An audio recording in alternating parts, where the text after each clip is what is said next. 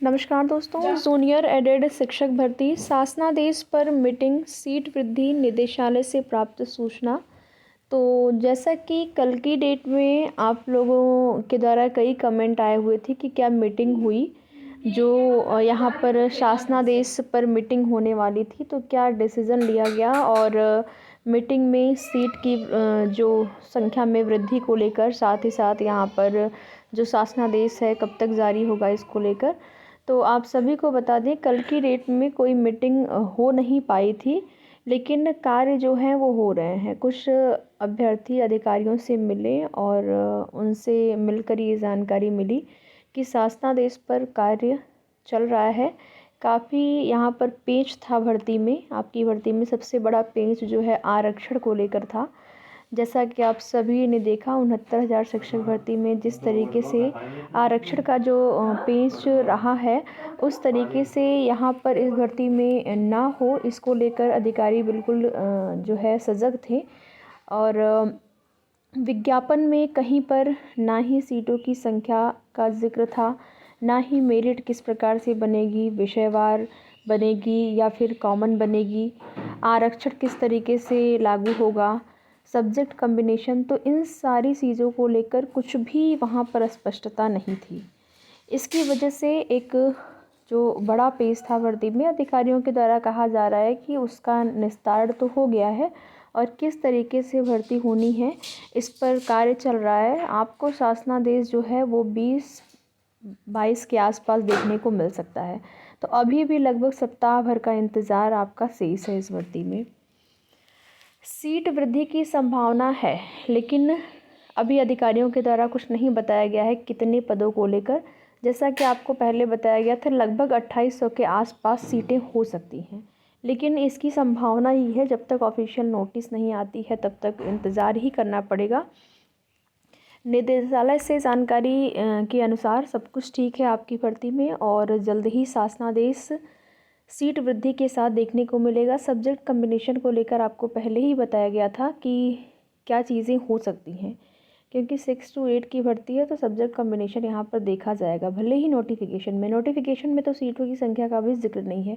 Notification में आपके किस तरीके से मेरिट बनेगी इसका भी जिक्र नहीं है, लेकिन आपने देखा कि मेरिट जो है पहले ये हो रहा था कि कॉमन मेरिट बनेगी, लेकिन फिर जब बात ये आई कि जब विषयवार एग्ज़ाम कराए गए अलग अलग विषयों के लिए, कला वर्ग के लिए कला वर्ग का पेपर, विज्ञान वर्ग के लिए विज्ञान वर्ग का पेपर तैयार हुआ और लैंग्वेज वालों के लिए लैंग्वेज का, तो फिर कॉमन मेरिट का क्या मतलब है। कॉमन मेरिट में यही होता कि आप देखेंगे ज़्यादातर जो गुणांक बताए जाते हैं वो हिंदी और संस्कृत विषय के अभ्यर्थियों के द्वारा बताए जाते हैं।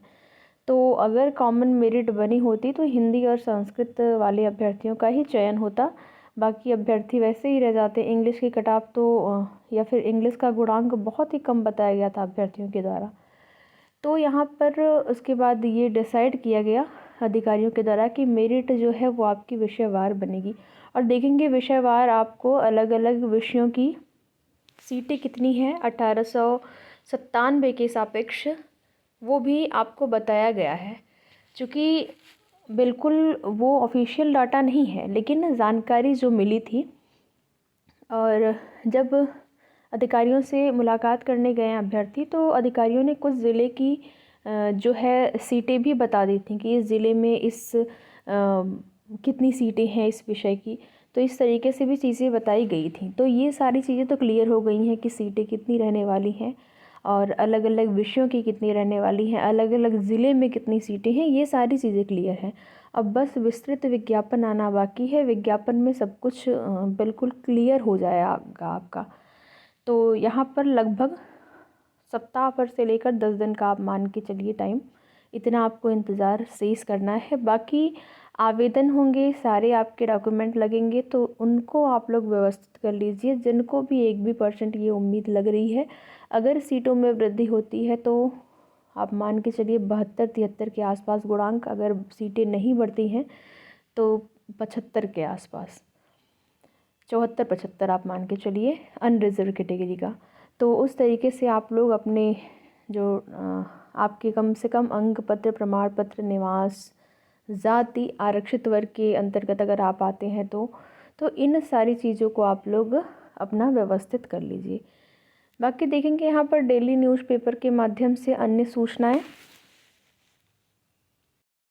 देखेंगे आप लोग। डेली न्यूज़पेपर में आप देखेंगे इस time daily UP police constable भर्ती का डीवीपीएसडी हो चुका है। अब दौड़ वाली प्रक्रिया होने वाली है जो कि फरवरी में स्टार्ट होगी।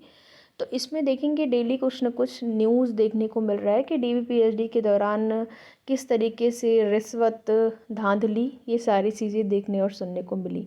पुलिस भर्ती में अभ्यर्थी से रिश्वत मांगने पर डॉक्टर और चालक गिरफ्तार। उत्तर प्रदेश पुलिस कांस्टेबल भर्ती परीक्षा में चयनित अभ्यर्थियों से रिश्वत मांगने पर डॉक्टर और चालक को पुलिस ने गिरफ्तार कर लिया। यहाँ पर जब मेडिकल हो रहा है तो डॉक्टर लोग जो हैं वो लोग रिश्वत मांग रहे हैं अभ्यर्थियों से। और शारीरिक मानक परीक्षण पीएसटी में आप देखेंगे अनफिट दर्शाकर 50,000 रुपये की मांग की, जबकि अभ्यर्थी हर मानक पर उत्तीर्ण था। अभ्यर्थी की शिकायत पर पुलिस ने जांच की और आरोपों की पुष्टि के बाद भी अज्ञात में मुकदमा दर्ज हुआ। एडीजी को फटकार के बाद दोनों को गिरफ्तार कर लिया गया। बागपत निवासी निखिल राठी ने बताया कि भर्ती परीक्षा में चयनित होने के बाद 11 जनवरी को पुलिस लाइन में डॉक्यूमेंट वेरिफिकेशन डीवी और शारीरिक मानक परीक्षण पीएचडी के लिए आया था और ऊंचाई और सीना नपाई के लिए डॉक्टर दिव्य राणा की टेबल पर पहुंचा। सीने का फुलाव पूरा था लेकिन डॉक्टर ने कम बताते हुए अपने चालक आदित्य से बातचीत करने के लिए कहा। आदित्य ने निखिल के पिता को कॉल कर सीने का फुलाव पूरा करने के लिए 50,000 की मांग करी।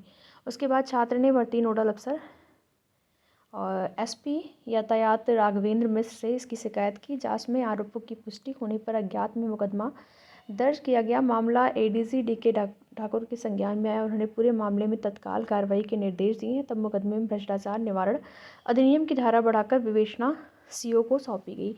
तो इस तरह की न्यूज़ जो हैं वो जब से आप देखेंगे यूपी पुलिस कांस्टेबल भर्ती सामने आई है, कुछ अभ्यर्थी ही हैं जो कि धांधली, कोई और उनकी जगह पे एग्ज़ाम दिया है तो शारीरिक मानक परीक्षण में कोई और जा रहा है।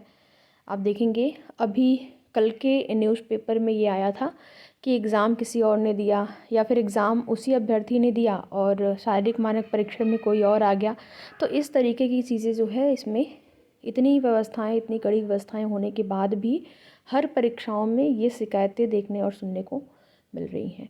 बाकी किसी भी भर्ती से संबंधित चाहे यूपी SSSC हो, यूपी PSC हो और यूपी में शिक्षक भर्तियों से संबंधित जो भी जैसी भी सूचना होगी आप सभी को उसकी जानकारी समय समय पर इस चैनल के माध्यम से दी जाएगी।